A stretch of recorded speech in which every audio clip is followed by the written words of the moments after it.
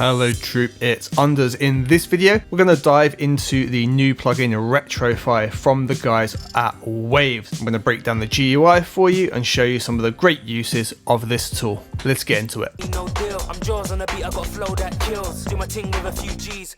Okay, so let's break down this GUI. First things first, we've got like these classic green lines across the top, right? They're like those classic buttons on your Discman. Remember those? No, because I'm older than most of you. Anyway, all we can do is click those guys and they go off. That leaves this completely disabled. Basically, each button here responds to the channel with the name below it, the device, space, noise, and mechanics. So if I was to hit play now,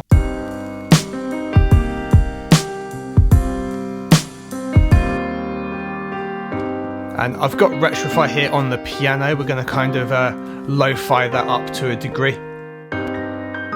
So let's look at part one here. We've got device. We're going to hit that little green tab and boom, device is now on. First, we've got device here on the left-hand side. What this is effectively doing, it's loading up IRs, impulse responses from different devices. They are not specified what they are at this point. However, if we push them up, we can see the IR change. There's three different ones, with the last one being a completely flat response. This allows us to still have the styler and the squash and the ringer mixed in without having a device profile. Now, as we switch through these, they change the sound quite drastically. Let's have a listen on the piano as we go through them. And for the moment, we're going to leave the styler on the 80s because it's the cleanest one, so we can really hear the three devices.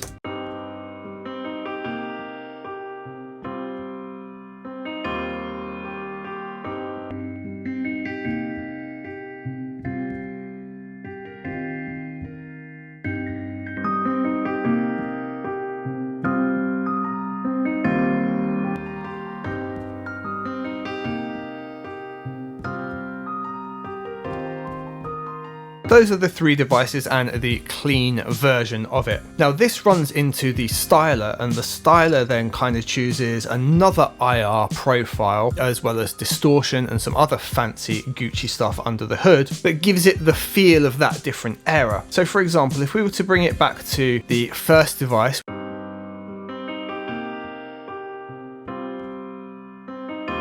and then we dial this back all the way to the 50s,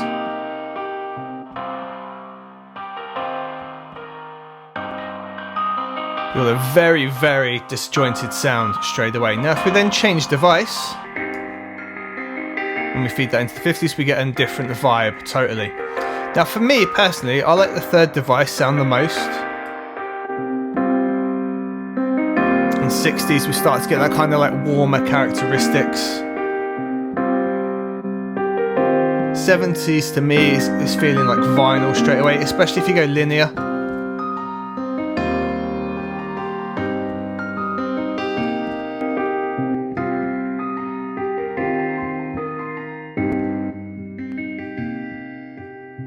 You can hear just how much the styler changes that vibe.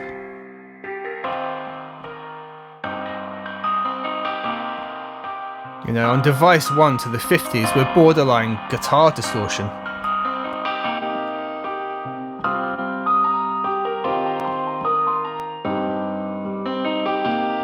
Yeah, we're getting some vinyl crackling things put in there as well. What tone does, tone works in harmony with these two. It's basically a tilt EQ. It's the balance between the high and the low frequencies. If we remember device 2 here, if we use tone, we can give ourselves some high end and takes the low end away, and vice versa. By far, we can hear it happening there, right?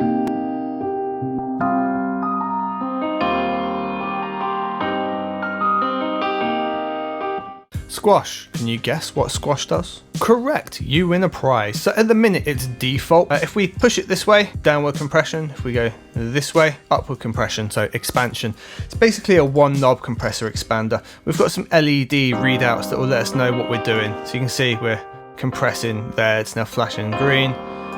Harder we push it, it's now always compressing. If we dial it back the other way, we know we got a yellow for expansion.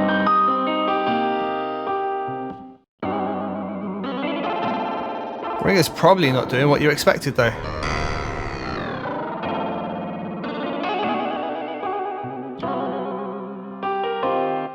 Ringer is ring modulation, digital clipping, distortion. Hey, it gives some very strange effects. Now, we could go quite extreme with something, say like the ringer and the squash and the whole device debacle. But then we've got a mix blend as well. So we can have it so it's purely whatever's coming out of here, but we can also have it so it just really subtly adds a bit of flavour.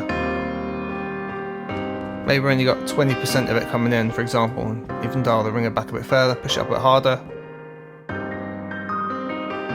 And if we want to lock that off and flip between the presets, we can just lock that mix off there. Now I'm going to take the ringer back down, reset the squash, and give it a mix again around the like 90% range. So we got a feel for that vice.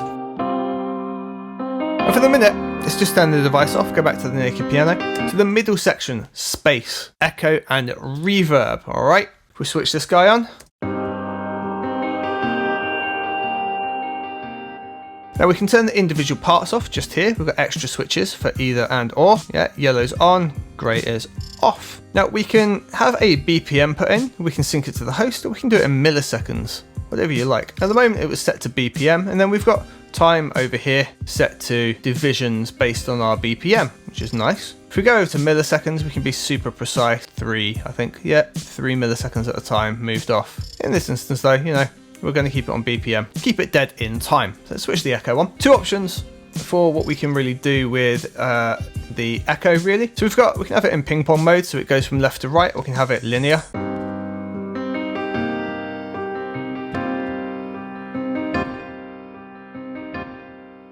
This ping pong's going to go left to right for us.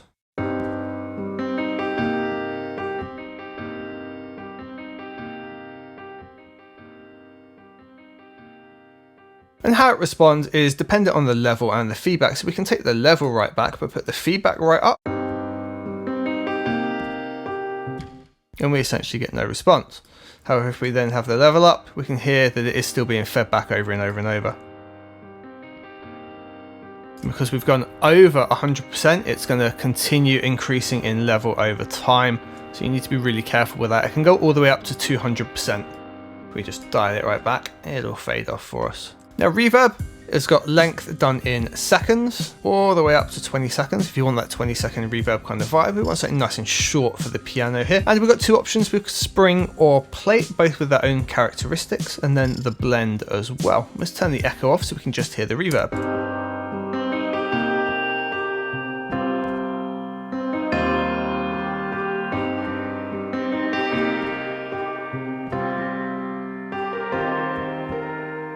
I really think the plate sounds amazing on this piano with a lo-fi feel. Can make it even shorter, I think maybe like half a second.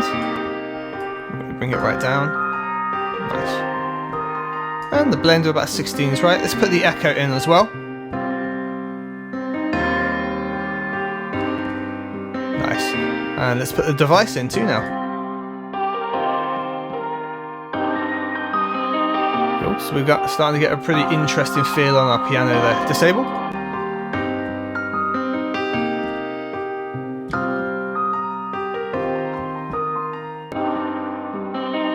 What about in context of our track?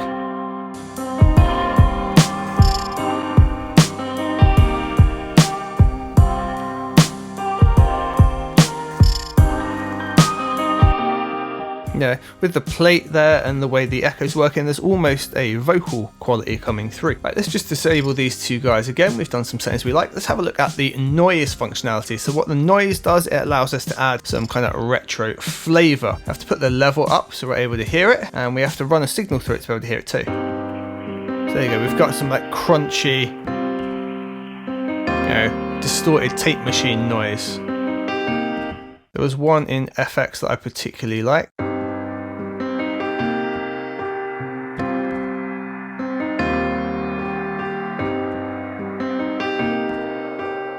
This one here.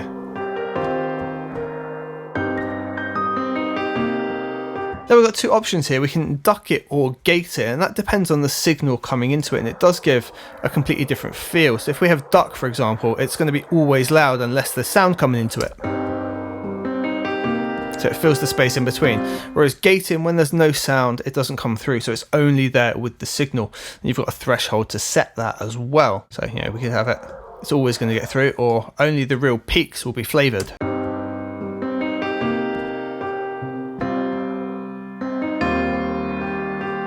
There's a whole bunch of different sounds in here to go with. However, I'm not going to go through them all, but let's see if we can get a nice bit of vinyl crackle with our piano.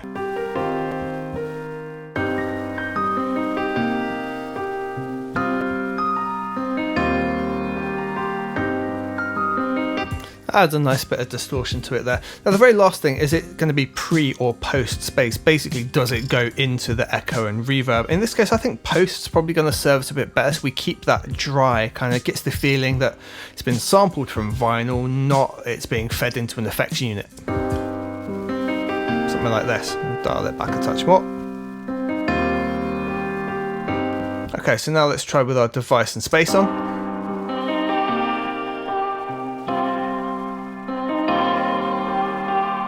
Basically a whole new sound now.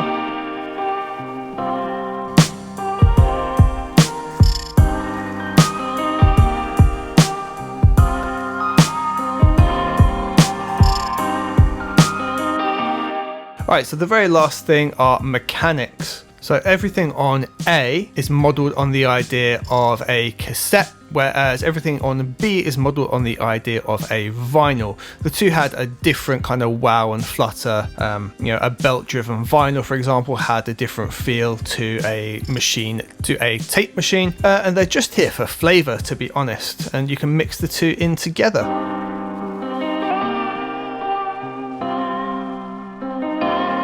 Now what I would do with these is, if I'm going to have them in at all, have them in real subtle like this.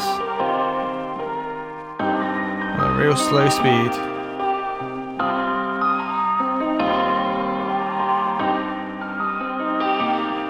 You know, what will be, it's going to affect the sound too much. Really small fluctuations.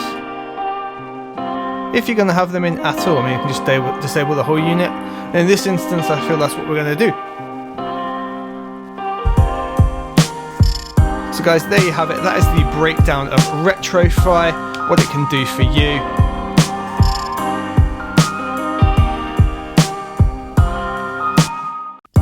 So there you go guys, that is a breakdown of Retro Fi, the device, unit, space, noise and the mechanics. And we've just taken a really beautiful piano there, really retrofied it up, given it kind of its own vocal quality and built it into being its own thing. If you'd like to learn a little bit more about the Lo-Fi Space plugin that Waves recently released, there's a video on the screen now for you to check out.